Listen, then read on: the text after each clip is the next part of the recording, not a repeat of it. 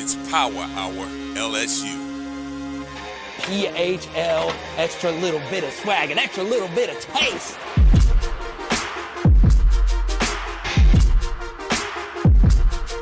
Yeah.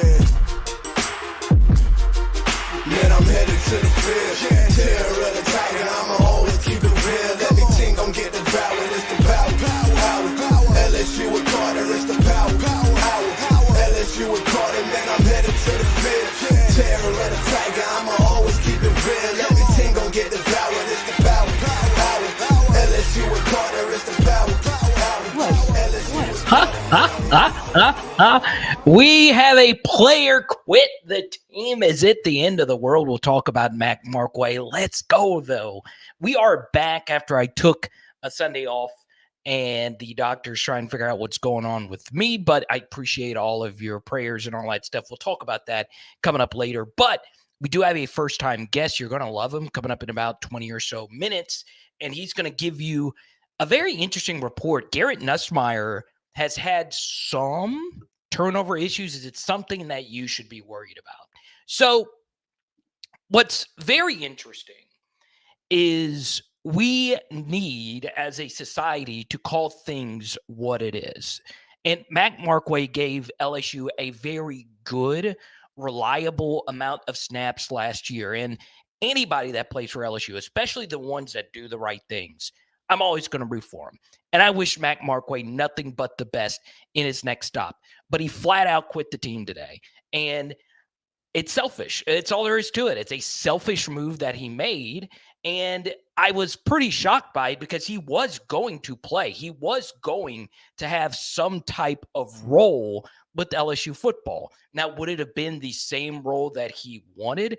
Probably not. It is also important to point out the two coaches he was closest to on staff left. Obviously, Robert Steeples, who's from his area, coached at his high school. And, of course, the tight ends coach himself went to Notre Dame. So his actual position coaches left. So that was working against him.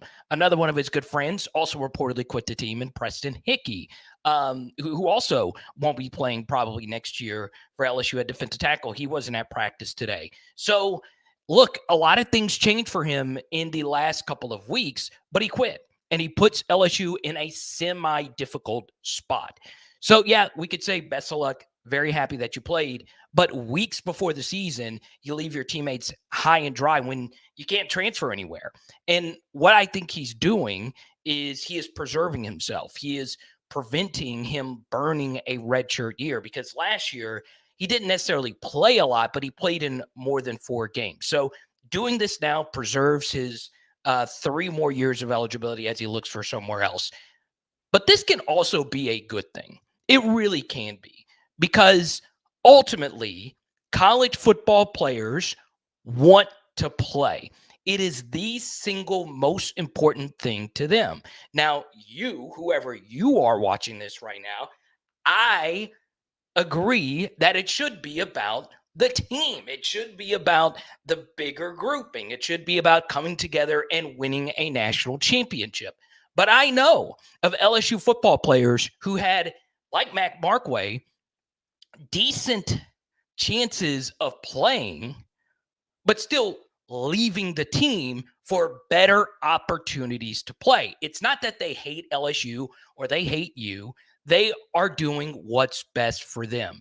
And it's important to understand that, okay? MARKWAY did that today. It's not that he hates LSU. It's he's looking out what's best for him. He wants to go somewhere and play. But why would you do this? If your goal is to play, why would you leave so close to the start of the season?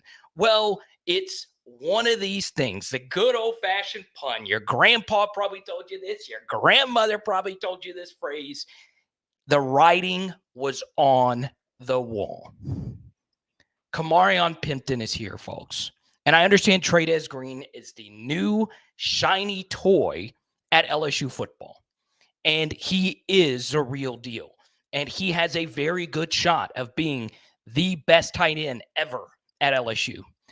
But the issue with Trades Green going into year 1 is he doesn't have a year of practice of doing something called blocking. All right.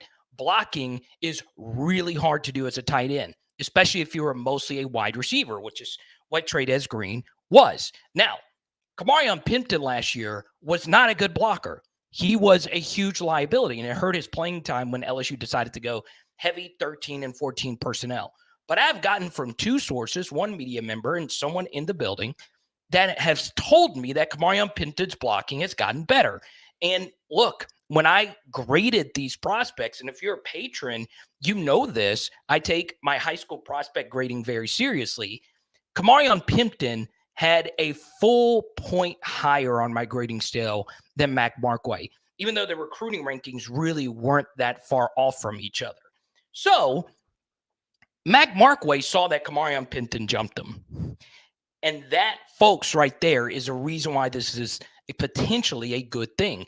Mac Markway is telling you, hey, there are two guys that are here that are way better than me, and both of these guys aren't the actual starter in Mason Taylor, who is going to be LSU's number one tight end. So Mac Markway quitting is essentially telling you that Kamarion Pimpton is here, all right?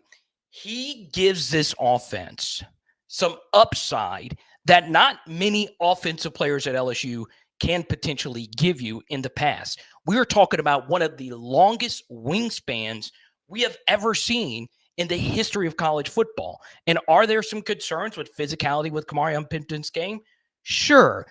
I still don't think he's going to be a finished product until year 3, but if his physicality gets better in the blocking game and his route running, his limbs alone just increases the catch radius of this offense. And Kamarion Pimpton had a good spring game. Kamarion Pimpton has had good practices. Kamarion Pimpton's blocking has gotten better. And what you can see this LSU offense potentially do is do what they did, or what we saw Georgia do to us a few years ago in the SEC championship game, which is outgap you in 12 personnel settings, where Kamarion Pimpton could be in a 3-point stance along with Mason Taylor, and boom, at the snap, they're out wide. Or pre-snap, they're out wide. We can stretch them. So the truth here is Mac Markway is sending a message. He wants to play. He doesn't hate LSU. He quit the team because he knew that he would probably play more than 4 games as a 4th-string tight end, which is a position that Brian Kelly has developed better than almost any other coach in the country, maybe outside of Iowa. This is a good thing if you are a Kamarion Pimpton fan. And I've told you guys, hold on to your Kamarion Pimpton stocks. Yes, the true freshman season wasn't as productive, but this guy is a freak of nature, and I can't wait to see what happens to him next. Now, he's still got to hold off Trey'Dez Green, but I don't think they're necessarily going to be playing the same type of position or the same type of role. And, of course, we know Mason Taylor is the big boy in office at tight end. So really pumped up. I wish Mac Markway stayed on the team. I hope he changes his mind, because you can't go anywhere else. But he wanted to do something for himself. All the power to you, okay? So we say hi to BT. We say hi to Jared. We say hi to Go Tigers. And look, I understand when you publicly say that a player quits, that it's a negative connotation. Quitting isn't always a negative connotation. Quitting is sometimes a good thing, right? You quit a job that you don't like anymore, that's a good thing. If you aren't happy, and if you aren't, like Will Campbell said, all a part of the LSU Tiger team that's trying to not win 10 games to go win a national championship, if your mind and your heart isn't all in the locker room, go. I mean, there is no begging. There is no begging. So if you want to go, go. You know, I'm really looking forward to what could be the best LSU tight end room we have ever seen. So I have had a few questions as far as these hats are concerned. A few of you want to get this PHL hat that was personally made for me.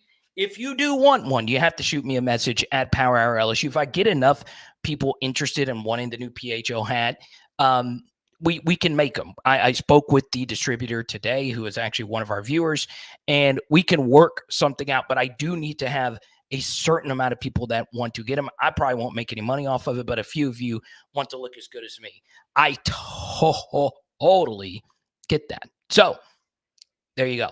Now, let's go to Brian here. And by the way, if you do super, obviously, we go straight to your topic. And what are we giving out today? Let's see.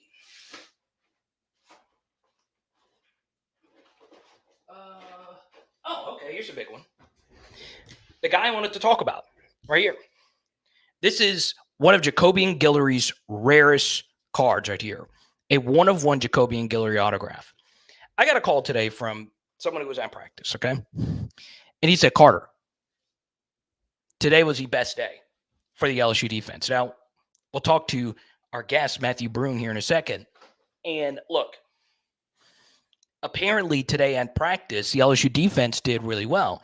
Now, there was no cameras allowed at practice. Now, LSU shot some footage, and I will say, I did hear quite a bit of good things when it comes to this LSU defense today.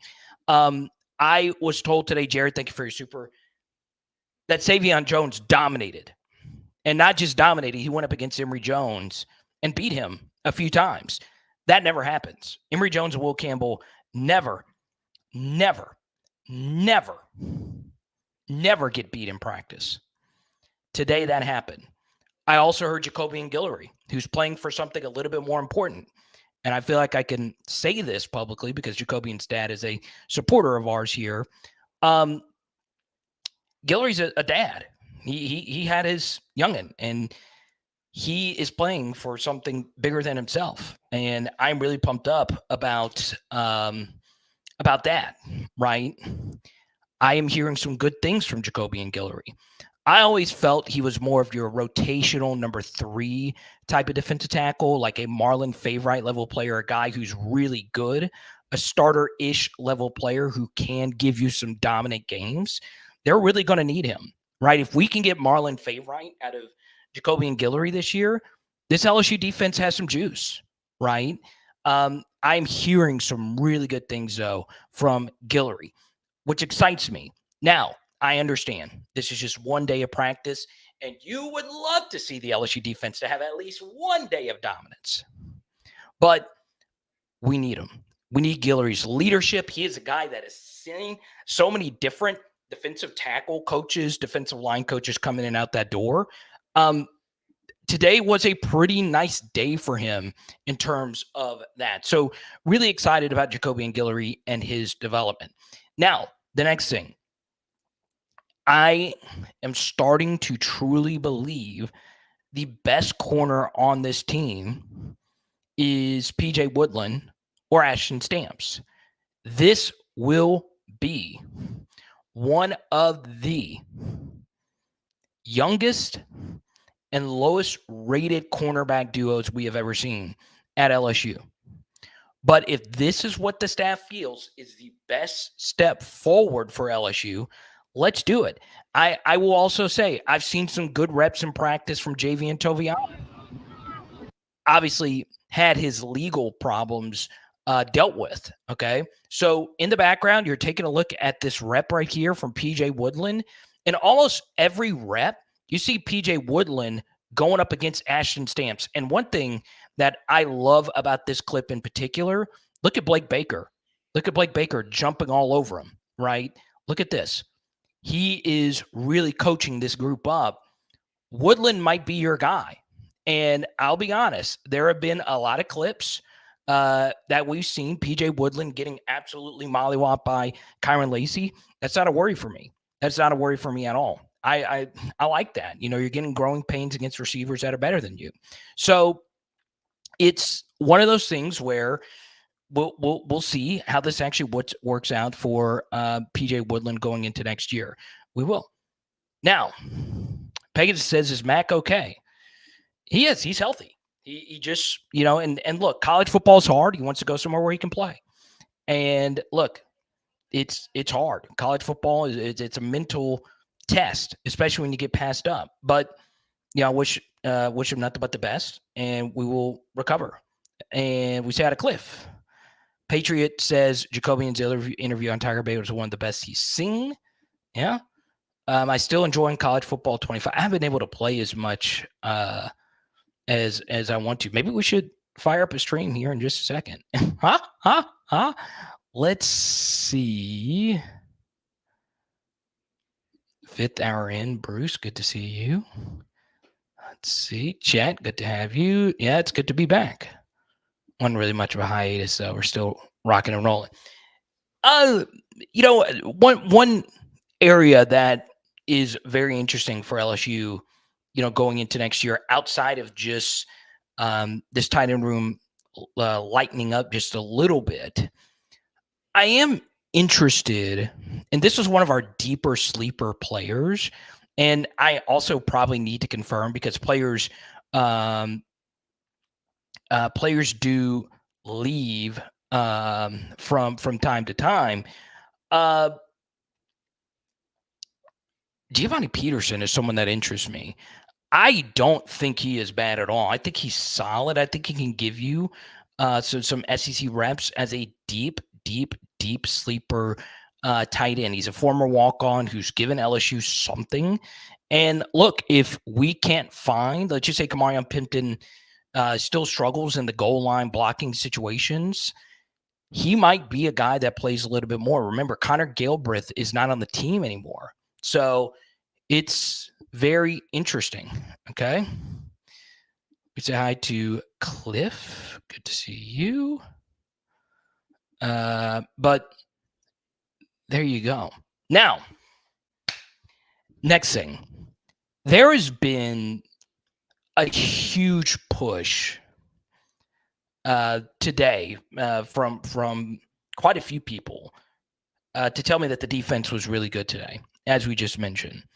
But am I a little concerned about Garrett Nussmeier? Not really, as far as like some of the turnovers you've seen in practice, some of the miscues. I see he's missed Chris Hilton a few times. There's been a few miscommunications, not only in like the actual practices, but in some of the one-on-one portions. There was a miss with CJ Daniels in a one-on-one. I don't mind if a quarterback is missing in practice. I really, really, really don't. Especially Garrett Nussmeier, right? Who is probably just sick and tired of throwing 1,000 passes in practice compared to actual games. So I think Garrett is one of those competitive gamers. When the lights go on, he's just going to play better. But I'll also say, as far as Garrett's growth, the one area where he just cannot slip back into temptation are the turnovers in plus territory. I can live with a midfield turnover. I can live with a 2nd and 13 turnover from time to time, or a deflected turnover, or a miscue. But what I can't live with are the turnovers that take points off the board. Now, that was more of an issue in his early career from the Purdue game and backwards. Last year, he was a lot better in that category, not turning the football over in plus territory. One thing, though, that will be interesting, will the offense for LSU be condensed? And what I mean by that is, how heavy will the rotation be? I reached out to John Eads. He's a really good reporter for WAFB, and he tweeted out a video earlier today of my guy, Xavier Thomas. He's who I think will be LSU's second most productive receiver behind Kyron this year. Xavier is going through a hamstring issue. And we saw this a few years ago with Jack Besh going into year 2 at LSU. He had some lower body injury issues, and it caused him to slip on the depth chart, and he really never recovered. So what's going to be interesting, if Xavier can't fully be healthy, could this wide receiver room this year just be dominated by 3 guys? Chris Hilton, Kyron Lacey, and CJ Daniels. It very well could be. It very well could be. And there are so many interesting names when you point to wide receiver that could do something special for LSU this next year. What I would like to see, though, is I don't just want receivers to play because they're good. I want the receivers to play that work best with Garrett Nussmeier. And 2 players we know that work well with Garrett Nussmeier is Chris Hilton and Kyron Lacey. And most notably Kyron Lacey, right? Because Kyron was a true second teamer who worked a lot with Garrett in year 1. And then in year 2, he became more of a starter. He is a good bridge receiver to bring it all together. Let's go to Cliff here. He says, Ashton Stamps is playing like a number one corner. I would say he's been the best corner. I like what I've seen from Woodland, but Ashton Sampson, PJ Woodland are probably your starting corners alongside potentially Sage Ryan. At this point, as much experience as Sage brings to the secondary, I would prefer the corners be Ashton Sampson, PJ Woodland, because we know what Sage Ryan is at corner. And Sage Ryan at corner, even though the PFF grade says he's probably been a little bit better than what LSU football fans think of him, I would still prefer him play safety. And if I were to guess today, the starting LSU secondary next year this year versus USC here in a couple weeks, it will be Ashton Stamps, PJ Woodland, Jordan Gilbert, Sage Ryan, and Major Burns. Now, I think the straw that stirs the drink will be Major Burns. Can he play this nickel role where I think teams are going to pepper him with targets, really push his coverage ability? I think that's what they're going to do. They're going to try and spread us out, and they're going to run a lot of these option routes with the slot receivers and really try to spread us out. Now, there's ways you can combat that, but I expect to see a lot of slot fades thrown Major Burns' way. And we'll see. We'll see if that happens this next year. And look, Major might be up to the task. I've been told that he feels a lot more comfortable there. They feel he's reading the game better. They feel he's always felt more like a player who fits this role, who can also, in some heavier sets, give you, in this nickel-ish kind of package, a guy who's a thumper in the box, right? Hell, he wears a neck roll, for goodness sakes. How many DBs do you know that wear a neck roll? So, yeah, I mean, that's going to be, to me, one of the key pieces. Now, as far as today's practice is concerned, it's going to change. I mean, hell, they're practicing tomorrow. There's so much fluctuations. We talked about Savion Jones. We talked about Jacoby and Guillory. Let's see. There was someone else defensively I wanted to mention. Okay.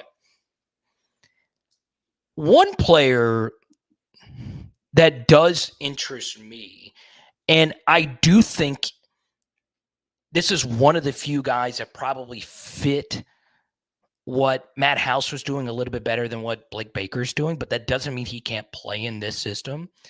Kalaj Cobbins has gotten some interesting buzz from camp. Now, he is not the biggest guy. He is a pure bender, and he's more of your traditional two-point stance, edge rusher type of players. I do view him more as a year two guy, but we still don't fully know what all is going on here. And we'll talk about this coming up after this break. We still don't know fully what's going on here with Braden Swinson and potentially Jalen Lee. I do think we'll be okay with those two, but LSU really doesn't have a bender, right? I still like Gabriel Relaford. Like I said, Savion Jones, really good day today at practice. Really good day. All right. We have got to have one bender. All right. A guy who makes offensive tackles get out of their kickstands that much quicker. And Cobbins might be that guy. He might be the edge that you need. And the good thing about that is you got one role if you're on the field. Just go after it. Get upfield, see what you can do. So a little bit of a deeper cut guy. Obviously, Relaford has been the edge player. He's been on this channel. He's a guy that has really tickled the fancy of a lot of LSU fans based on his spring game performance. But also in that spring game, Cobbins also had some bending reps that were very interesting.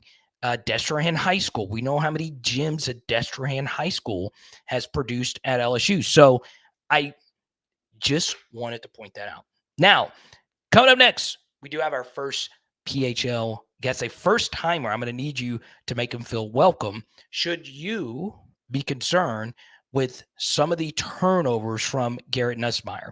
I will say the guest we have coming up next, when he first got to LSU, he was one of the biggest supporters of Garrett Nussmeier. So he's watched almost every single throw he has had up to this point in his career.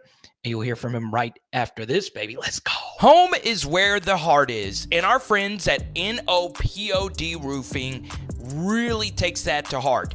504-810-8744. Give them a call today for all of your roofing needs. And one of my favorite things about NOPOD Roofing is their versatility. They not only do roofing, they do siding, they do painting, they do tree removal, fencing, anything home improvement. Our friends at NOPOD will get you straight. Give them a call today at 504-810-8744 and let them know PHL and Carter the Power sent you. We never overpromise and always over-deliver with NOPOD, baby. Let's go.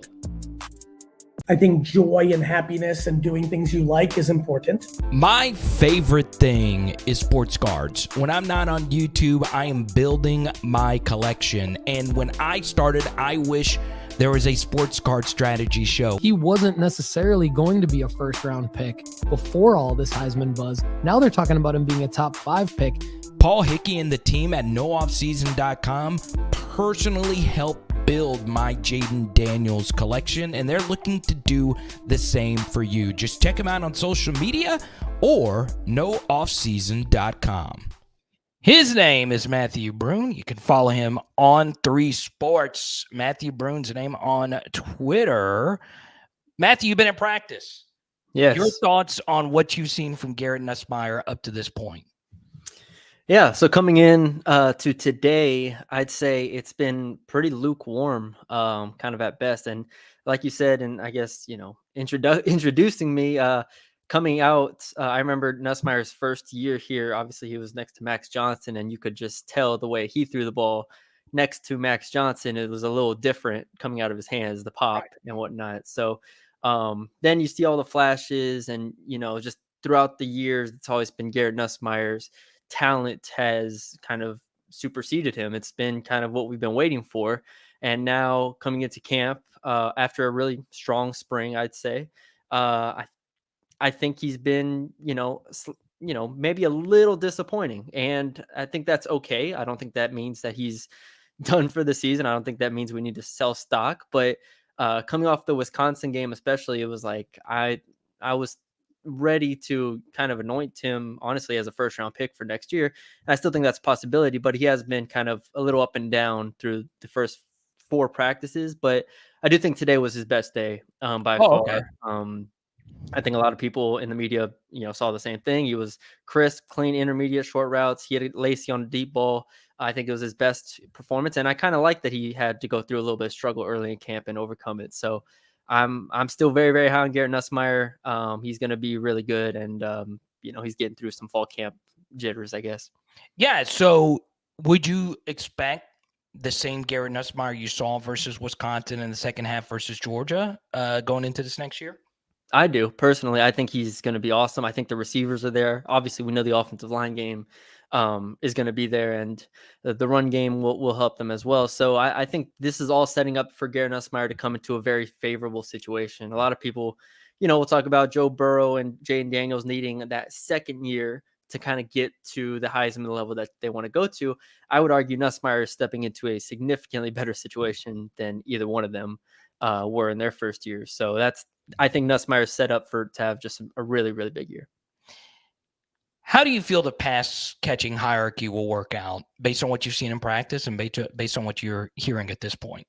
Yeah, I think the top 3 are set even before kind of Xavion missed a couple practices with the hamstring. I think that the starters are set. You have Kyron Lacey, number 1 guy to me, I think pretty comfortably going to be over 1,000 yards receiving. Then you have 2 and 3 in whatever order, whatever hierarchy. They've all been lining up in different positions. They've all had turns in the slot, tight, wide. Chris Hilton and CJ Daniels are going to start next to Kyron Lacy. So you have those three. And then after that is where it gets interesting. After that is where you can really start to figure out, who's going to be the next receiver in terms of receptions. I'm hesitant to say that's going to be Aaron Anderson, because last year at this time, I think I was really high on Aaron Anderson as well. And then as the kind of year goes on, you kind of see his maybe limitations. So yeah, I'd say Xavier Thomas, Aaron Anderson are probably the favorites there. And then you go down to, we'll see if Shelton Sampson can continue to have a good fall. We'll see if Kyle Parker can have a nice, a couple weeks here. So that's kind of the mix after the top three. Mac Markway's out the picture. Yeah. How do you feel about the tight end? It's been such a heavy snap count for Mason Taylor over the past couple of seasons. I understand, you want to keep him on the field as much as possible because he's your best blocker at tight end as well. But do you think you could see, more Kamarion Pimpton as the guy, or do you think Trey Green could be an inline tight end based on what you've seen thus far? I think Pimpton's definitely a step ahead of where Green is in terms of being an inline guy. And that's to be expected, right? He's had a full year ahead of him. The thing is I do think it is a significant blow in terms of last year. We saw how much when they went 12 personnel, it was Markway and Taylor. Right. It was using them in the run game effectively. And it honestly allowed Mason Taylor to maybe be a receiver in those 12 personnel sets and keep Markway in. And you could just do a lot more things in those sets. So I do think it's significant. I think they were maybe not prepared for this, but they were already using Kamarion Pimpton a lot more as camp was going on. It kind of felt like the writing was on the wall a little bit. Not that Markway wasn't going to play, because I think he definitely would have, but that Pimpton was going to eat into those snaps fairly significantly. So I think Pimpton's made strides as a blocker. I'm personally not as high on him as a receiver in terms of like when comparing him to like a Trey Green. Okay. But obviously he can catch the ball. He has a good catch radius. He's a good receiver. So like I'm good with that aspect of it. Obviously, DJ Chester is, the unknown in this LSU offensive line room. How have the snaps been, and how do you feel LSU feels about him? I think LSU feels good, but just watching practices, it's clear Brad Davis, like when you have a room where 4 of your 5 guys are already like locked in, put in stone, that what you're going to get out of them 5 days a week. They're going to bring the effort, leadership, all that stuff. It feels like Brad Davis is like, all right, we have one guy here that can kind of take us to a ceiling of being the Joe Moore Award, winners this year, or just being a really good offensive line. Like that's the difference. And I think that difference is DJ Chester.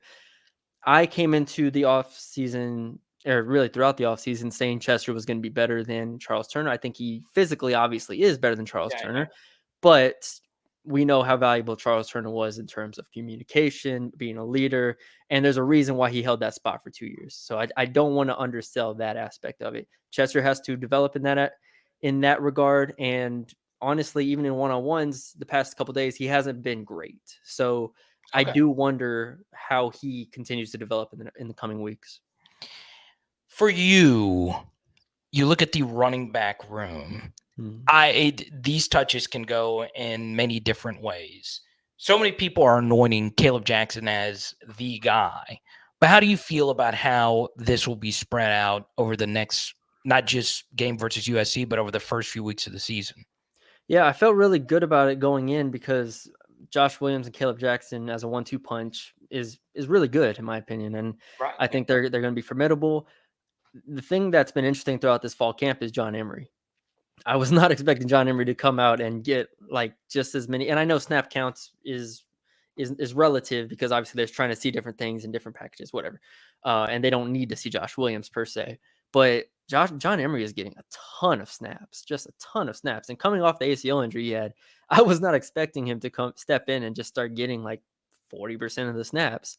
So now if John Emery is healthy and he has the burst, which honestly he's looked just so much better than I thought he would look.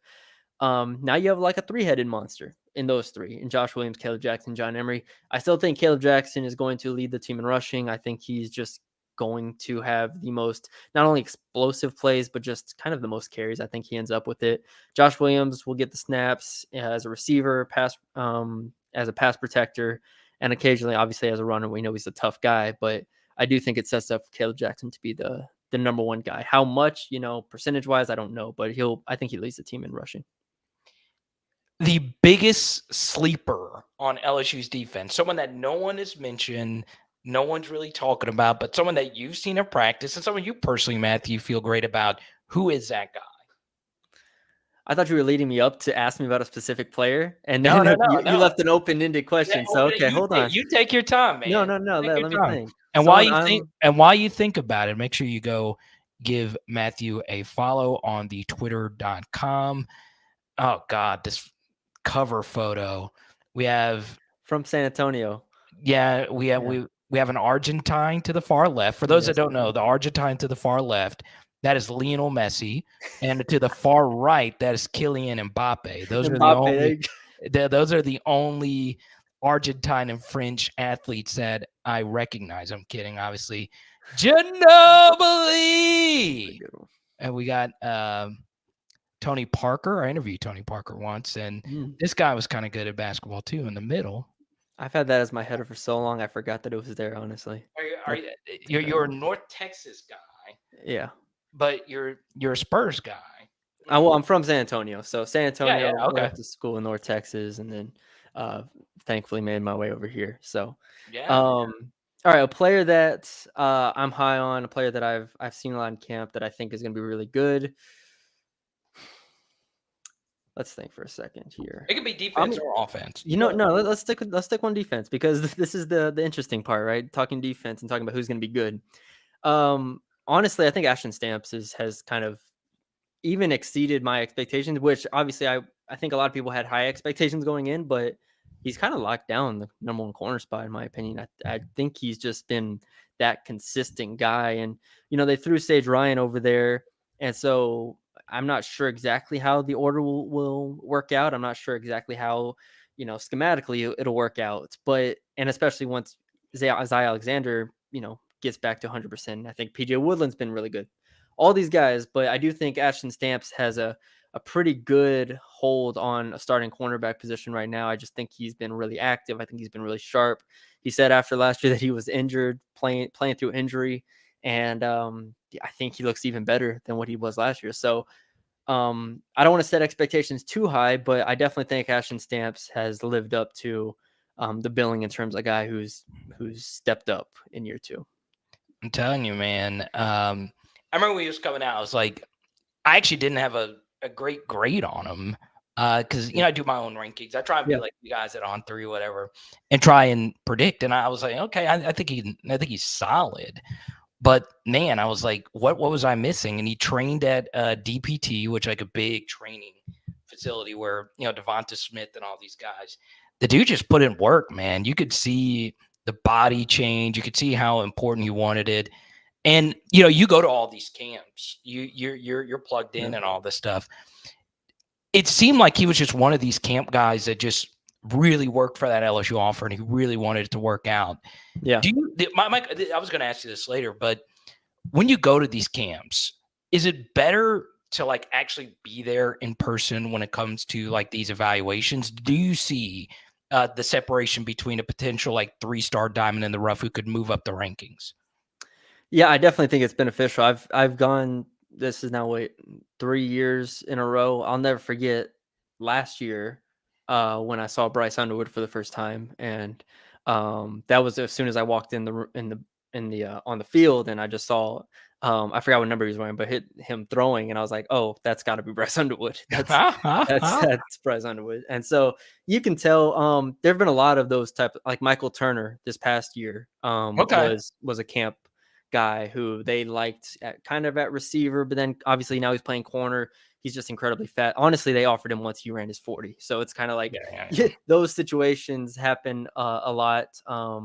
There's a lot of players that they already have in the boat. And then you see those guys every year. There's 1 or 2 that come through the camps and they pop. I think Ashton Stamps, I'm kind of with you. Out of Ashton Stamps, I wasn't super high on as a prospect. I will give a shout out to Shea Dixon. I'm sure everybody knows Shea Dixon, but Shea was the guy who was like Ashton Stamps as a player, and so I'll give him his flowers on that because I didn't fully see it in terms of the physical aspect, but yeah, he's just a dog. He's awesome. So I feel like even stronger about PJ Woodland. I had PJ Woodland as like 11th in my class rankings this past year. Okay, so you did your LA. Did Oh your yeah, own? I do them. I do them every year. I'm not I don't claim to be a professional, like like you said, the Cody Belair and there are all these guys that actually rank them for a living. But I don't Yeah. claim to do that, but I have some fun. It's why we do the job, right? So it's to Yeah, rank things and conversate. everyone should make their own board because 100%. you see how hard it is. Oh, And I will say the services have gotten better. I get no money from On3. I get no money from 247. I know you're employed by On3, obviously, but they've gotten better in their 100%. evaluation processes. So I'll ask you this as well. I know you're not an evaluator, you're a reporter, but how do those evaluations work? Does someone ever reach out to you that goes to those camps that actually goes into the rankings? How does On3 actually put together their players? You mean at the top, not me, right? Yeah, not you. Okay. Yeah, okay, let's go to the top. Yeah. What is their process like? Or if you can share what the process. No, I mean, I've been around it long enough to where I feel like I have a good handle, but even obviously I don't, talk to them every day or get into the details. But every time there's a commit, they'll write up their full 500-word report on each player and whatnot. They see a lot of these guys in person. Like there are regional guys for On3 and 24/7 that you can cover the entire country with how many guys there are that do recruiting and their ranking staff. So they see pretty much all these guys in person. I know On3 has,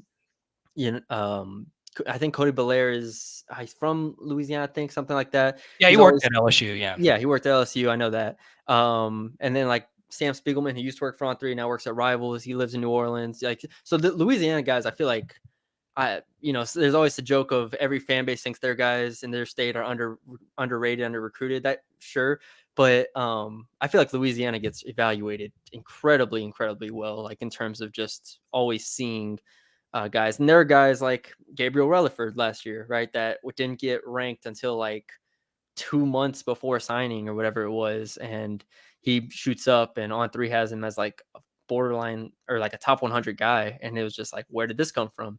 I think a lot of it is in person. I think, a lot of it will surely be seeing them in camp settings because they go to these camps just as well for all the schools. And, how many camps there are.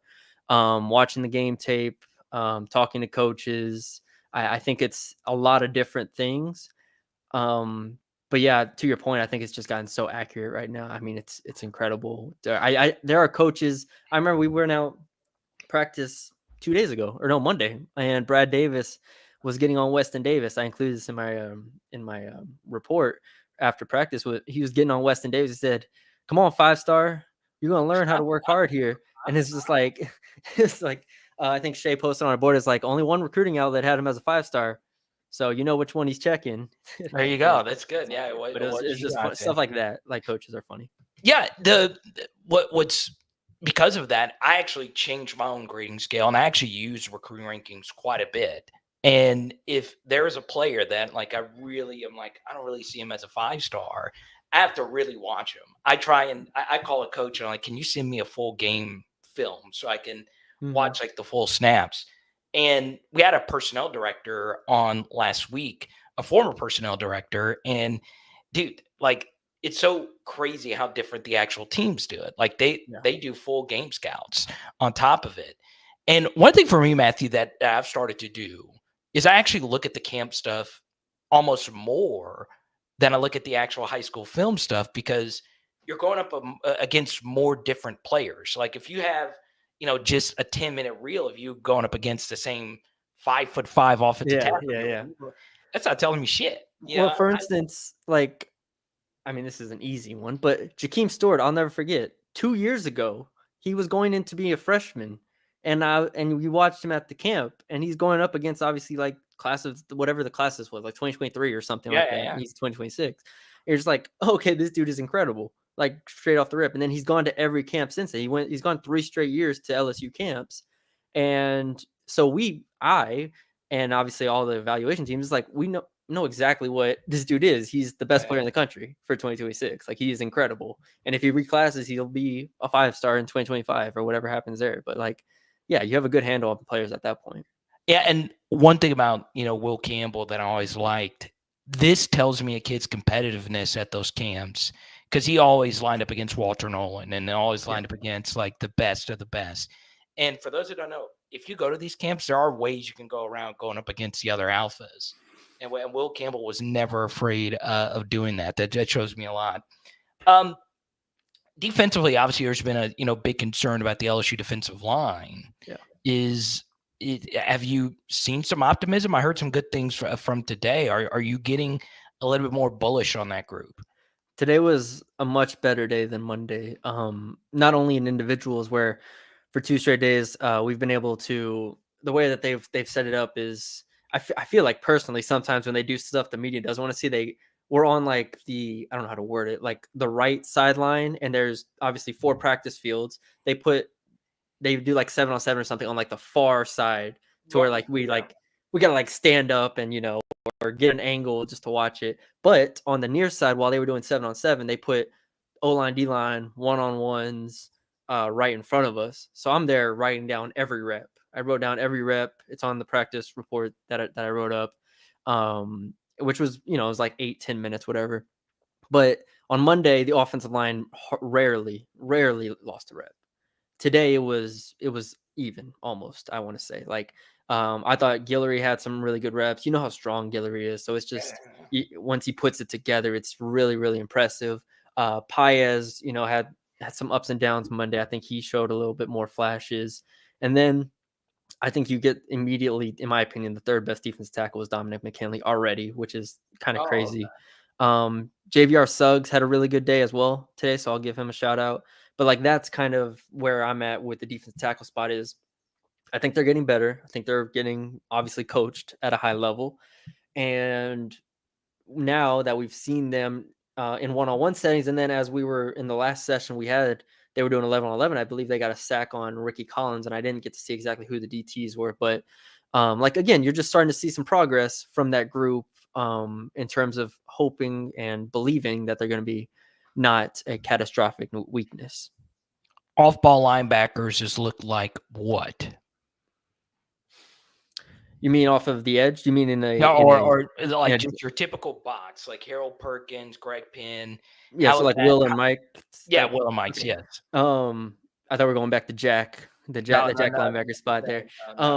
Yeah, Greg Penn, Harold Perkins. It's hard to evaluate, and I said this before, it's hard to evaluate run defense, obviously, when they're not in pads and not tackling. Yeah. So like, they it's either whistle dead when they get touched, or it's like they just run through it and you don't know. So I'm excited to see tomorrow, or is it Thursday, 1 or 2, they put pads on for the first time, and I'm excited to see the linebackers actually hit somebody. I'm excited to see them take on full speed blocks. Overall, I think Greg Penn looks more athletic, which sounds like camp talk already, but like, I think he does kind of look a little bit more fluid than he's been in years past. Obviously, Harold Perkins, that's who I want to see the pads on for more than anything, is Harold Perkins. But the Weeks brothers, I think, are going to be solid. So I feel good about the linebackers. I just need to see the pads go on and see people start hitting people. Yeah, one thing I like about you, and I do this well, or I try to do this as well. You actually like going back and watching games. Like, a lot of people just like to go to the next game. Yeah. And I have been labeled a huge Blake Baker homer. I just, Carter, you're just blowing smoke. They don't have the personnel to pull it off next year. And look, I know that there is some concerns both internally and externally. Does the LSU defense have enough going into next year? And I have been labeled the biggest Matt House hater of all time since day one. That's fine. Matt House did some good things, obviously did a lot of bad as well. I just like Blake Baker's energy, right? There was a player who told me it's just different. And I was like, okay, don't BS me. Just don't bullshit. It's like, no, I actually like being here and playing with this guy. So the schematics, obviously Blake Baker is going to be great this year, but you're there. Do you feel it? You were there at the practices with Matt House. Yeah. Now you are there with the practices with Blake Baker. So you boots on the ground. Am I just blowing smoke up my viewer's ass, or is this a real tangible thing? First of all, someone commented, said, "Word on the street is you got House fired." So, Well, yeah, dude, it never fails. It never. Everyone has said that. Well, Not- to give you complete credit, obviously, I've seen some of your videos before and some of your lives and stuff, and you do a fantastic job at going back and breaking things down. Like, you're obviously you one of do the too. best in doing You it. do So too. it's like there was very clearly not only a schematic problem and a personnel problem, but there was also an energy and a passion problem that last year's defense had. Like, this is not a this is not being made up here. When House was gone, Braden Swinson posted a video of him kicking rocks and said to kick rocks. Like, there are players that I think honestly maybe transferred out because without even knowing who the next defensive coordinator was, just because of the taste they got. Like, it's a very real thing. And so if nothing else, we think the schematics are going to be better, which I think is a fair assumption. The coaching from day one should be better. Like, just the staff in general, Davis, Baker, like, these are more proven guys in terms of records in their coaching careers. But like, the want to is going to be better. And that is significantly more important to me than honestly almost anything else. And so if that's the case, you have Braden Swinson, like I said, who wants to go to practice every day and wants to get better and wants to actually work. And that's a different energy than it was last year. So I do agree. Being in those house practices, I do think it was like, we don't get to see it during the season, but going into the season, a lot of it was like almost walking on eggshells a little bit. Yes. Because it felt like House almost, I don't know how to word this, but House almost like said, y'all need to do this better. And it wasn't really like, it didn't feel like it was a lot of accountability. And maybe I'm wrong, but it didn't feel like it. Baker feels like a guy that will get in the trenches with you and fight. And so that's just where I'm at. It feels a little bit different going into this year. I'm excited, man. I'm excited. So I will say, I don't know Blake personally. I do know some of his friends, and I do want Blake to succeed. Do not know him personally, but I do think he is going to be really, really, really good. If you don't believe me, watch the Tennessee game plan. It was a thing of beauty, what he conjured up versus the Volunteers. This is kind of out of left field, but actually, no, before I get into this question, you're going to love this question in a second, but you've been into the Brian Kelly press conferences. What is the latest with, I know he mentioned something about Braden Swinson and Jalen Lee. Along with that, was there anything specific that you've taken from Brian Kelly's press conferences that you think it's very important for my audience to know? Yeah, first of all, availability, like you mentioned, Swinson and Lee both are finishing up their classes, their summer classes. He said they're both Spanish classes, Spanish 4. I minored in Spanish, and so Really? I know what my Spanish 4 is like. It's definitely not a joke. Especially when you're a non-native speaker and you get into those classes where you are with all native speakers. You got to humble yourself real quick. You just can't care. You got to just. So, anyways, Swinson and Lee are going through that right now. So, thoughts to prayers for them. Xavier Thomas hamstring. I think he'll be fine. Obviously, those are kind of tricky, so you don't want to rush those back. But yeah, overall, I think Brian Kelly. He's been asked a lot about the underclassmen, right? Freshmen, sophomores, and all this stuff. Like, that happens every single year with every coach across the country is, why isn't X playing? Why isn't Y playing? I think that he's handled it well in terms of not trying to humble them, maybe is the wrong word, but like, he's been saying, PJ Woodland made a play. PJ Woodland didn't make a play. Trey Green makes a play, didn't make a play. So then it's like, he's trying not to set expectations too high, but ultimately, I think for this team to get where they need to go, I do think they're not only going to be critical for the depth, but they're going to have to make just a couple plays. If they don't start, they're going to have to make some plays. PJ Woodland, Trey Green, Phil, Caden Durham, maybe Dominic McKinley. You can go down the list. But I do think he has given us insight to saying, like, those guys are really good, he just doesn't want to put expectations on them in terms of having them be major contributors. Because honestly, if this team is going to get where it wants to go, the guys that are returning, the guys that are upperclassmen, obviously have to be really good. One thing else, and Brian Kelly's been like, there's been a lot of criticisms, and some of them are valid about Brian Kelly not playing some of the younger guys, right? There wasn't a week that went by later in the year. Why aren't the Weeks brothers playing or whatever? I think Witt's going to play a lot. I don't think that's really a mystery going into next year. But one thing that was explained to me is college football is so old right now. The COVID year is still a real thing. Yeah. I do a lot of Arkansas breakdowns. And you got to keep in mind, they don't get trade as greens at Arkansas, guys that are ready to play right now. So what do? Their whole defense is year 5, year 6 journeymen from Bowling Green and stuff. And there are younger players on LSU's team that are better than some of the older players out there.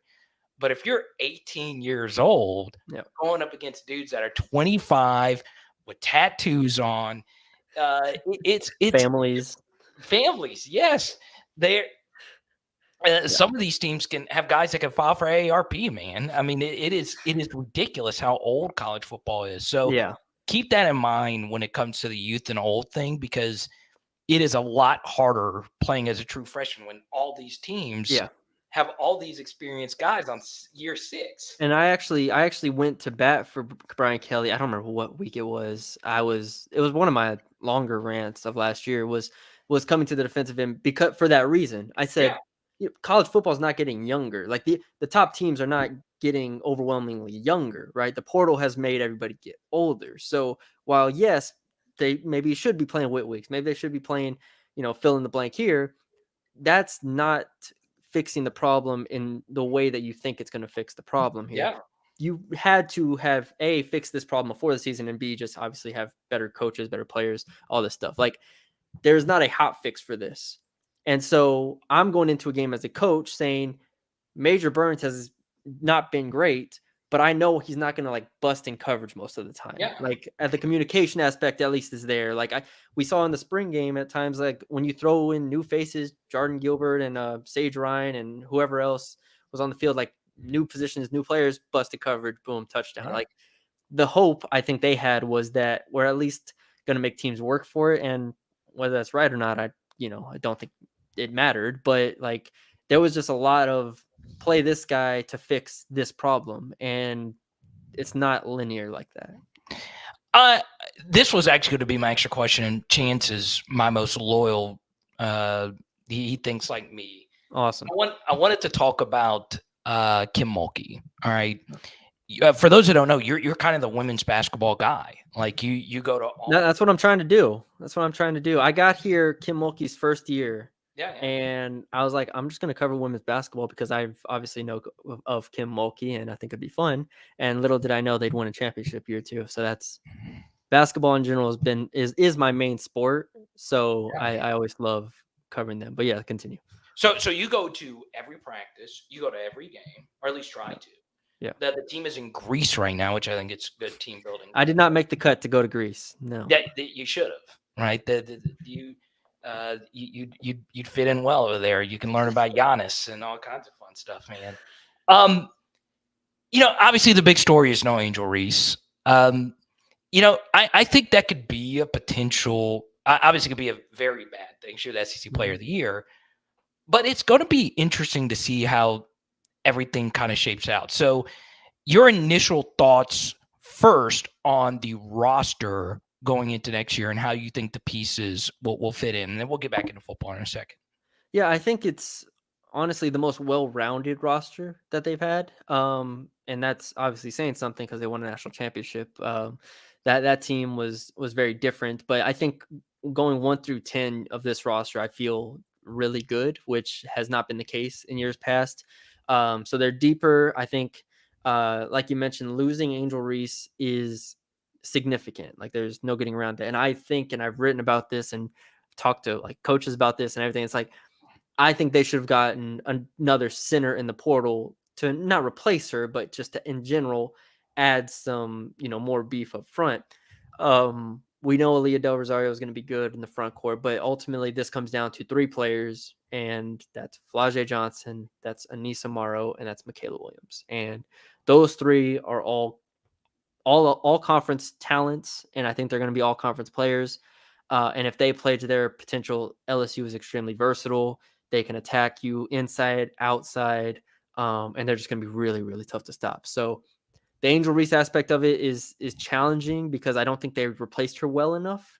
But honestly, when you have this much talent, 2 through 4, and I love the Cheyenne Day Wilson addition at point guard. She's going to be awesome. So really, 1 through 4, I think they compete with anybody in the country. Yeah, it's going to be interesting. Do you think they'll be spread out a little bit more? Because obviously Angels, more of your traditional putback. Do you think so? Yeah, because that can actually make Flau'jae even better in theory, right? Yeah, driving the lane with a little more spacing. I mean, I think it's going to be interesting. A name that a lot of people haven't really talked about, including me, because she committed so early, was Jersey Wolfenbarger, who's 6'5" from Arkansas, and she was a former number 6 player in the country, and she's been on the wing her entire career.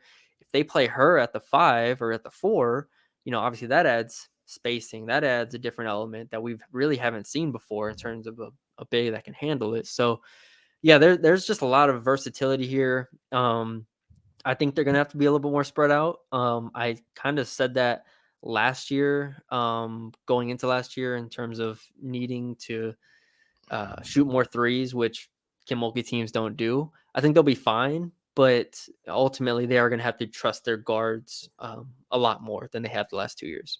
It's going to have to look a lot more like that team in her first year with Caleb Pointer and Jalen Sherry and Alexis Morris, like that type of team, I think more so. Samaya Smith's going to be so big coming off this injury. I'm really excited for them. So you would say, I mean, you cover the men's tournament as well.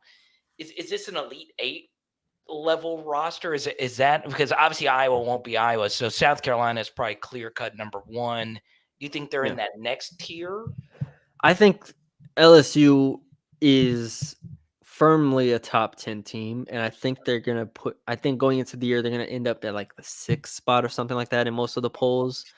So to answer your question, yes, I do think this is an Elite 8 team. I think the expectation needs to be Final Four, honestly, which sounds maybe, harsh, I guess, but you look across the country, you mentioned South Carolina, but I think they go to toe with honestly Texas, UConn, UCLA. We just saw them beat. It's like top teams in the country. I think LSU is on par with them. And if Flau'jae is the star that I think she's going to be, and if Anissa's borderline All-American, which I think she's going to be, and Michaela Williams takes that step forward, I think you have, one of the best trios in the country comfortably. Obviously, women's basketball is actually set a viewership record more, and I just mostly do football. Why do you think I write about it so much, Carter? Dude, people, the biggest interview I've ever had on this channel was Michaela Williams, and I've had MVPs, all that stuff on here. Michaela, I am so excited because I do think with the floor spaced out, we'll see Michaela, especially getting this 3-on-3 international experience. I think it's going to do a lot of good things for her. As far as the men's team, you also do men's coverage as well. Look, LSU fans, we're spoiled in all these different sports. You got the best pole vaulters. I mean, it's everything.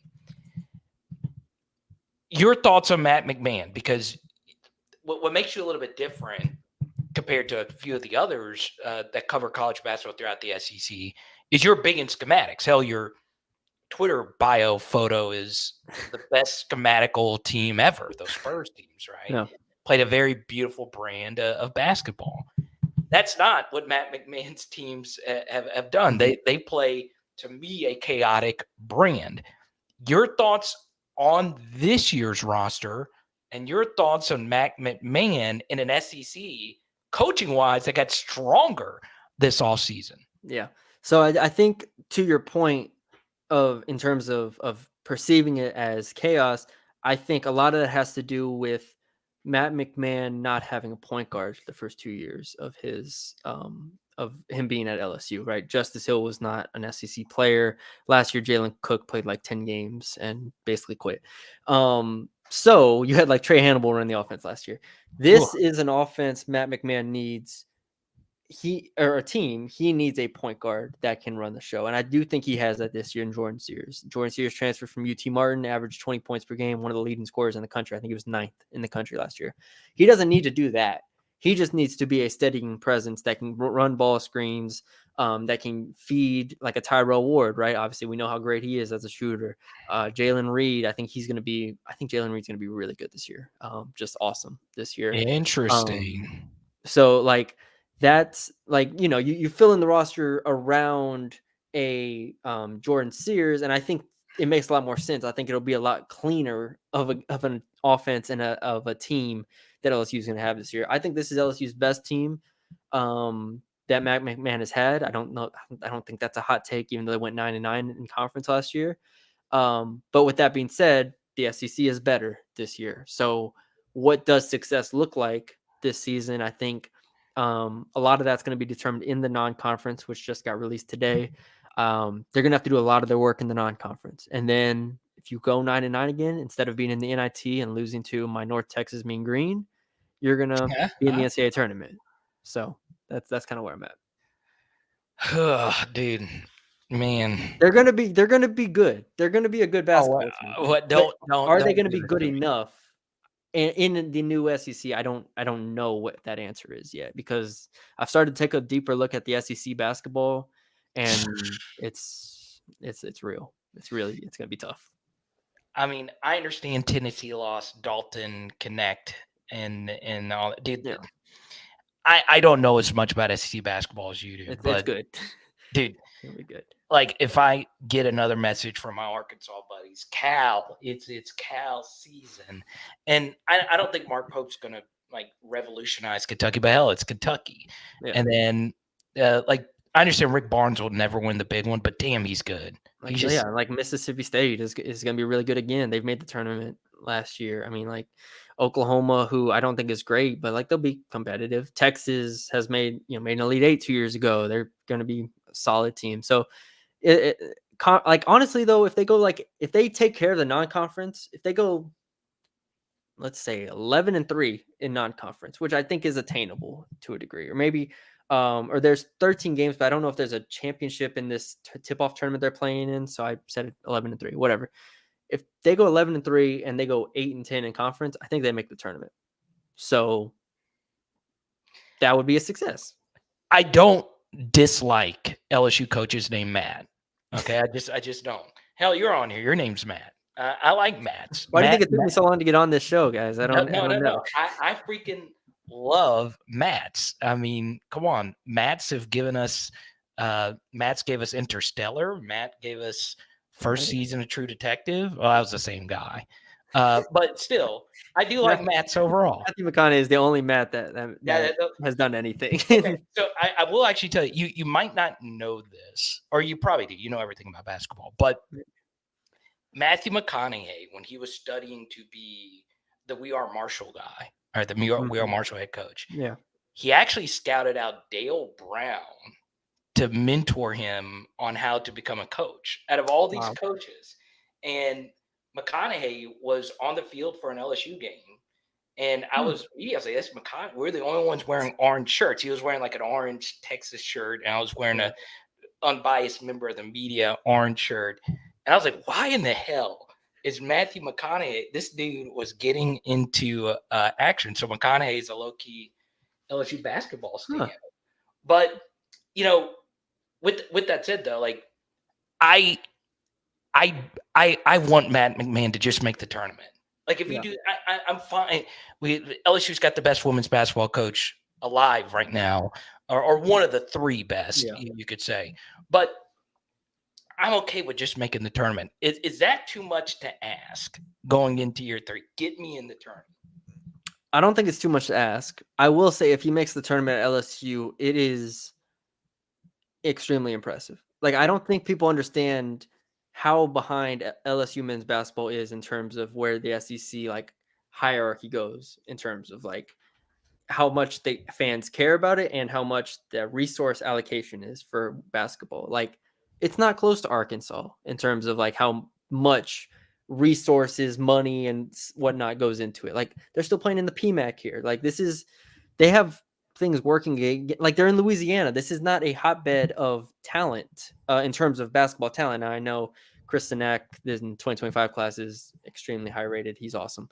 But like Arkansas every year has like 2 5-stars that they recruit and they get in there. So it's like, Yeah. you know, go down the list of schools. I'd say like LSU's on par with like Georgia in terms of like how much fans engage and care about men's basketball. So it's just a different animal. And so if he makes the tournament, I think it's a massive success. Now I know we are always, whether consciously or subconsciously, comparing him to Will Wade, who was fantastic. But I maintain that at this point is more so the outlier than the norm. norm.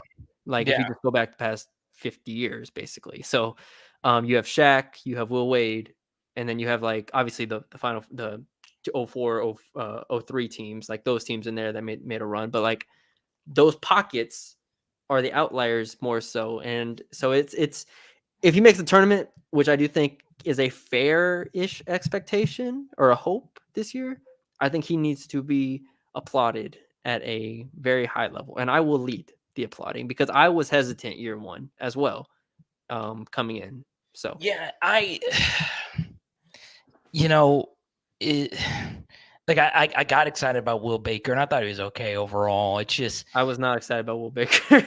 well, oh, okay. Well, that's why I defer to you for this. Last year's team, I don't know what people thought. Well, the thing is I said, so this is the thing. Last year's team, going into the year, I don't remember if I said 6 or 7 conference wins. I said one of the two, but I said if they get anything north of that, that is a major success. Oh, okay. And they got to 9. So I look at last year as a success. Again, did it end on a sour note? You lost in the first round of the SEC tournament. You lost in the first round of the NIT. Yes, but overall, they went 9-9 and they lost like, what was it? The Georgia game they lost on a freaking heartbreaker. They lost. What was the other game they lost on a heartbreaker? Well, Nichols, obviously, but like Florida, right? I think it was Florida was a heartbreaker. Like they could have gotten like 10-8, or they could have gone 11-7 or something, which would have been ridiculous. So I think it's all relative. They're going to be good. I think this is the best team he's had. That much I'll say. There we go. So Matthew Breen, you can follow him on 3 Sports. Even though he does have the Ginobili header, I mean, if it was a Crescent City connection, I would have shown you a little bit more love with my Pelicans. But yeah. Okay. Let me ask you this. I want to get the people mad at you before we go. I work for a message board. I work on a message board. Is what I do. So true or false? Tim Duncan, all-time better player than Shaquille O'Neal. I thought you were going to say Kobe Bryant. I have to actually think about this now. Hold on. Okay. Because you're wearing a Shaq shirt. I am wearing a Shaq shirt. LSU Shaq shirt. There we go. LSU So Shaq are shirt. we on your all and look, we will not cancel you for this.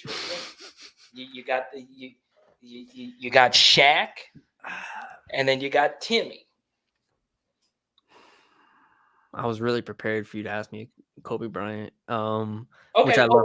We'll do Kobe first. No, I love Kobe. I grew up. I played basketball and I played tennis growing up, and that Kobe was like my idol in terms of guys that obviously competitor or whatever.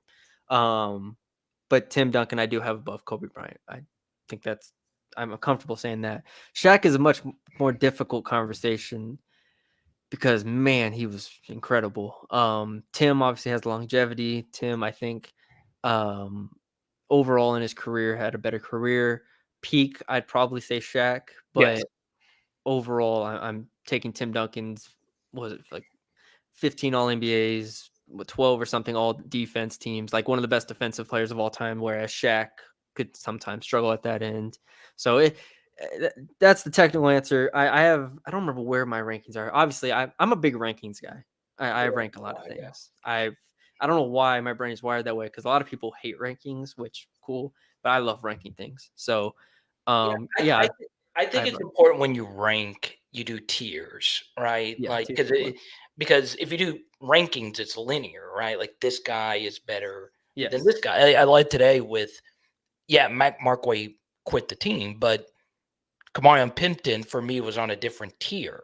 Mhm. So if Yeah. Markway is leaving the team for whatever reason, partially that's due to people passing him up potentially. We all know 1,000% certainty, but you said earlier that Pimpton is starting to play a lot more. Yeah. That is a better thing because he gives you a higher upside, right? Yeah.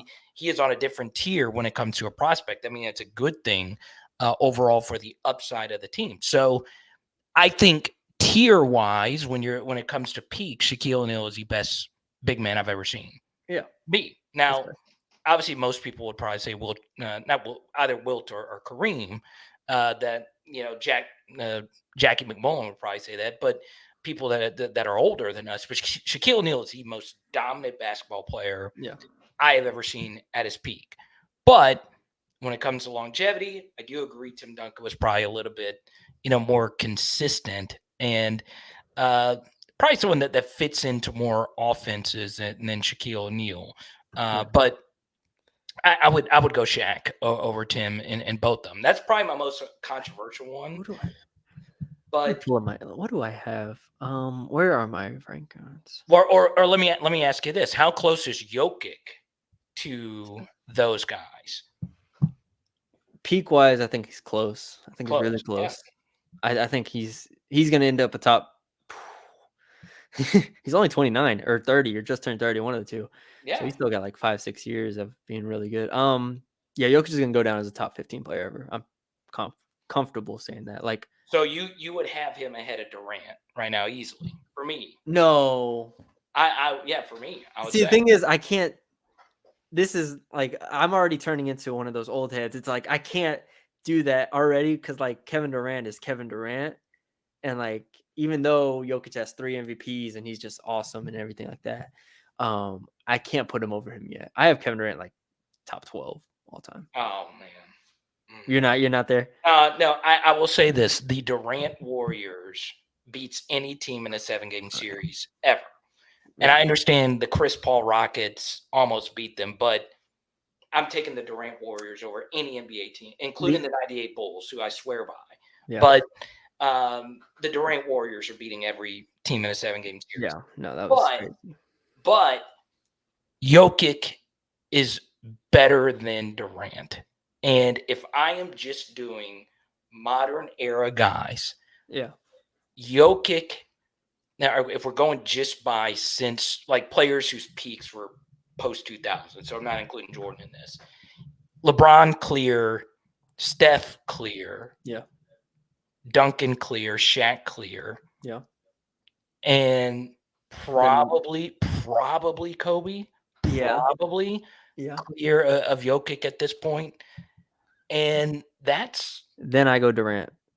so you would put Durant. I go Durant, then I'd go. I'd probably go Jokic after that. Okay. Yeah. Because I think I'm going to have Jokic over Garnett, Dirk. Yes, same. He's got to be. Giannis. He's got to be. Yeah. I have Jokic and Giannis is probably a little bit closer because you could have given one of those Jokic MVPs. Giannis might be underrated at this point. He's put together like 5 straight like top 3 seasons. He's incredible. Chance did also say that Shaq went to Cole High School in San Antonio. Fun fact, my Pop Warner football team practiced right next to Cole High School. So nice. Okay. There you go. Now my Pop Warner days were very short-lived in terms of I played until I was like, 11 or whatever it was. I did not play high school football. I am, not the tallest. I played basketball and tennis. So that is where my allegiance is at. But I did, yes, Cole High School. I'm very familiar with it. Shout out Shaq. I will say, if Jokic can beat USA in this Olympic game, Yeah, he's not beating him. But yes, that would be interesting. Well, I will say the plus minuses in that game. I know you probably saw the stat. Yeah, it's crazy. How many players can do that? So for those that don't know, USA and Serbia played. All right. in the group And the- stage. Yeah, in the group stage. All right. And the plus minus when Jokic was on the court was 0. It was an even game. It was 81-81. But then when he wasn't on the court, it was 29-3 or something like that. I'm just saying, man. If He's incredible. I love Nikola Jokic. He should have won 4 straight MVPs. Okay. No. Yes. The Embiid MVP was so fraudulent. And I am okay with giving, because this is what I'm not as big of an NBA head as you are. Okay. But I follow these Sam Quinn types, these big NBA writers that do Matt Moore, these guys that are really into it. Yeah. They get into like these MVP debates. And it's very slippery slope. Like I get really pissed off about Chris Paul not winning the 08 MVP, right? Fair. But the truth is, Jokic should have 4 straight MVPs. I am okay if you give Giannis one of those for one of those years. Yeah. Either the one 3 years ago or whatever. But if Jokic wins 4 straight MVPs, it's a completely the conceptualization of it is crazy. And I will call out the NBA media for actively going against Jokic, giving Embiid that MVP because they didn't want him winning 3 in a row. Am I right or am I wrong about that? There was definitely a voter fatigue in that respect. Yes. And Embiid was campaigning for hard. It was a very much a. And he ducked him, Broom. He ducked him. Did he not duck him in the head-to-head game 10 days before the damn votes were going to be turned? Yeah, he didn't play him. So if that was any other athlete, ducking the guy head-to-head when people are sitting in their votes, they reward an MVP for fraudulence. And anytime there's a big game, what happens to Joel Embiid? He crumbles. He withers. I don't think you're wrong. Obviously, Joel hasn't been to a conference finals. Like it's a very real thing here. It's Joel, Giannis, Nikola Jokic. Like that's honestly like the big 3 of the past like 3 or 4 years. And so it's Jokic is going to end up being, like I said, a top 15 player of all time. I'm interested to see how the next few years go. If he doesn't win another title, then I don't know how high he pushes. Okay. This is where I would push back, though. This is where I would push back just a little bit. All right. Jamal Murray is not doing well right now. Yeah. Okay. Yeah. This is his number 2. All right. So, Matthew, look, you know NBA better than I do. Sure. How many number 2s are weaker than Jamal Murray on championship teams? I think you're fair. I think it's fair. But at the same time, if we just go to this past season, they lost the game 7 where they were up 30 points and end up losing the game. Or no, that was game. What was it? They got lost game 6. I get the games confused. They lost. They choked one. They choke a game away and then they end up losing.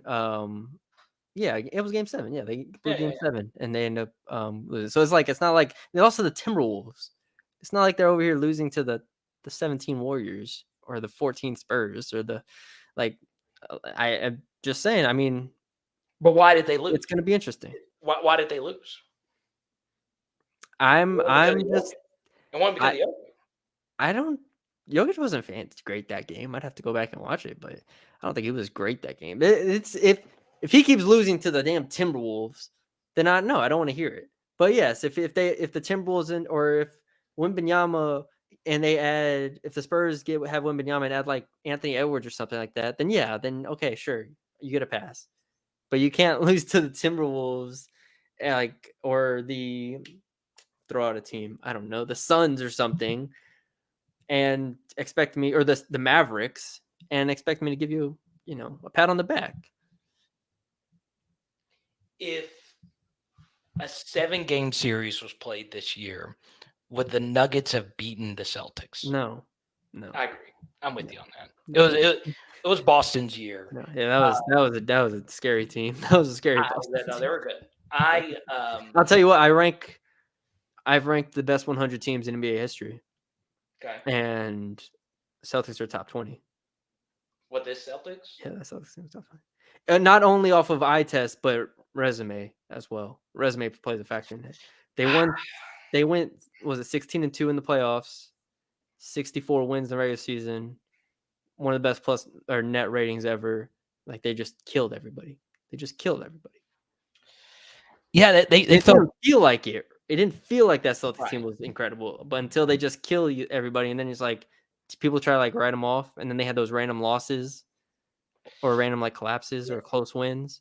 I'll also say this: I'm not a huge Tatum guy, but I do like these Spurs kind of teams that are actual teams, right? Like that play team ball. It's not hero ball. And look, the Warriors in their prime were like this as well.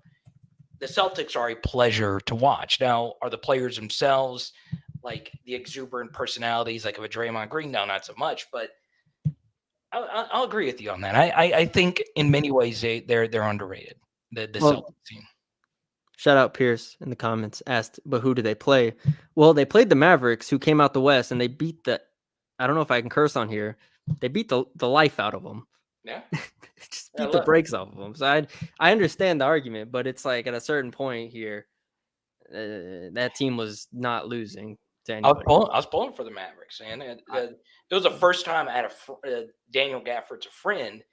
I wanted the Mavericks to win so freaking bad. I really did. It would have been so freaking cool. But they had no match for the Celtics. Really, only Denver's the only team I felt that could have beaten them in a 7-game series. The Wolves, I think, would have gotten waxed, especially if Porzingis played. They would have stretched the hell out. Yeah, and Porzingis didn't even play in the damn finals. Yeah, right. It was insane. And yes, they were a beat-up Mavericks team. And I got to be real. The East and West difference is just crazy. But Matthew, I'm sorry for keeping you so long. First time guest, I normally keep them for an hour. I didn't tell you that beforehand. You didn't tell me. I was like, oh yeah, it'll be like 20 minutes. Yeah, Mom, it'll be like 20 minutes. I'll call you back. Well, I'm sorry, man. You probably had. Can't talk to my family. No, well, can't prep for work tomorrow. I got to go sit at an 2-hour heat at practice. Oh yeah, you got practice tomorrow and 3 straight days standing out there. I have to bring a change of shirts to afterwards. Dude. It's the shirts are gone. And I play tennis outside. I play basketball outside, all this stuff. So I understand how to sweat. No, that's not happening. No. Well, my apologies. I didn't tell you that, but I didn't think I was going to get into the NBA discussion. That's what kept you. And I don't. There's not as many people that love LSU women's basketball more than me, and you are definitely that person. You study Jersey Wolfenberger. I think that was the first time I got the film. Got the transfer analysis is what I enjoy doing. Like you said, watching tape of all these players, and it's a very surface level thing. But I watched full games of Jersey Wolfenberger, of Kaylin Gilbert, Miracle Shepherd, so on and so forth. So go give him a follow, Matthew Brune on Twitter, and we'll talk soon, buddy. Appreciate it, Carter. How about cheers? I did keep him way too long. That is my fault. I apologize. But the guy knows hoops. I did not expect a 30-minute hoop chat in the middle of football season. It'll be the last time we'll do 30-minute. I understand you guys want to fight him over some of these NBA takes. My hottest NBA take is I do not feel comfortable saying this. I don't. But Jokic is, to me, clears Durant so easily now. I would be the strong out of anything he said today. That's what I disagree with the most. Jokic clears him easily. Okay. But, and easily is probably a little too strong. But he clears. He's probably closer to Kobe and those guys than you think. Slander me all you want. Slander me all you want. Okay?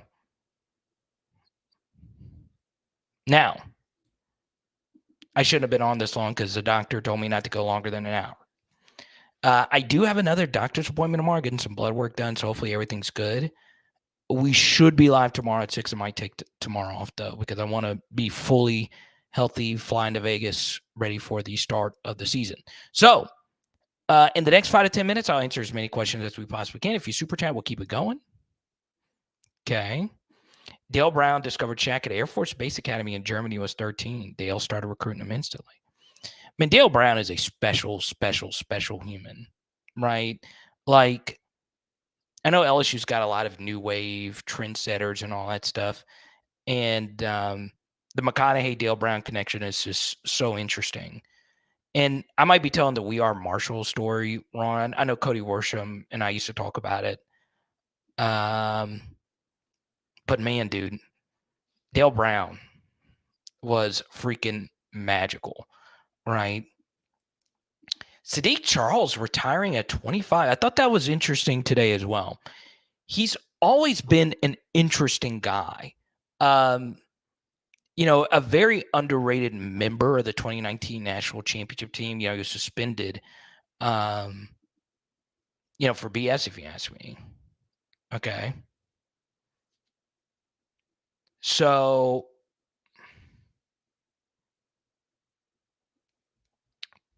it's kind of breaking right now. Brandon Ayuk turns down the Patriots, so he's still on the trade bubble. I think that's fascinating because I know for a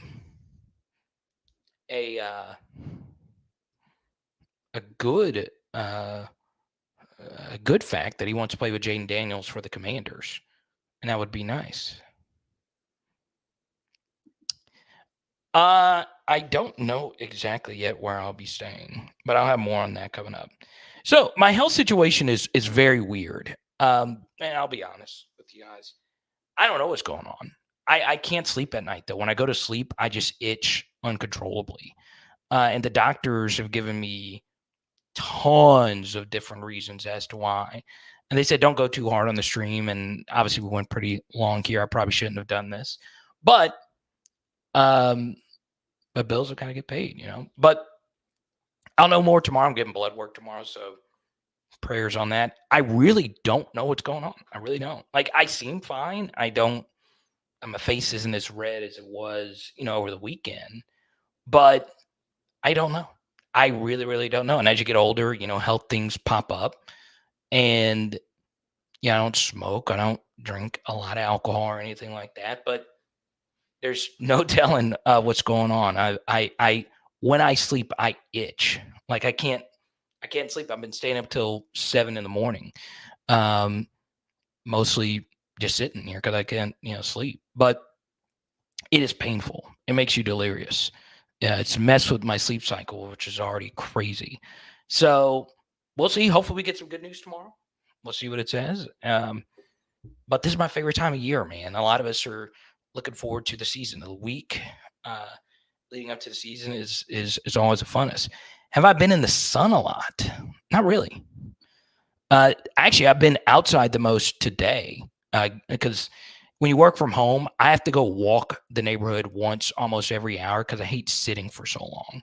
But I haven't even been doing that. So we'll see what happens.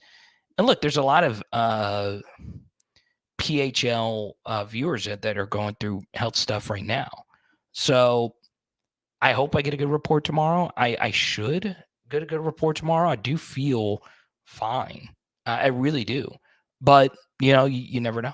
You never know. So, yeah. And they checked my kidneys. I'll tell them to do that tomorrow. Cut me open and tell me what's going on. Huh? So, yeah, I meet with the doctor again tomorrow. We should be live tomorrow at 6 p.m. On Thursday, your friend and my friend Blake Ruffino will be back with us.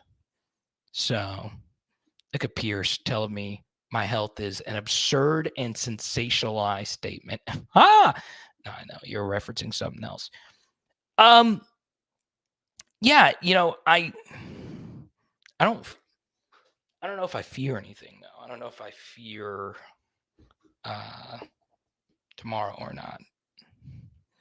But yeah, it's one of those things where like I kind of wish I just had like a heavy cold and I couldn't do the show at all compared to not really know what's going on. So there you go. Oh, I know, Pierce. I know. But, oh yeah, I forgot to do this. I won't go too hard. The Master Blaster was in here. So, that'll be it for me. Now, if you want my practice report from yesterday, a little film breakdown, what a lot of you have gotten to know me from, this is the film breakdown from yesterday. So there it is, right then and there. Go tell Matthew Brune on Twitter that you enjoyed his hour-long appearance, and we'll talk to you soon. It is Power Hour LSU. Boom. And tonight, we're doing fajitas. Oh, yeah, shout out to our top and only super chatter, Mr. Jared Addison. As always, I appreciate you, Jared. We're doing fajitas. Let's go.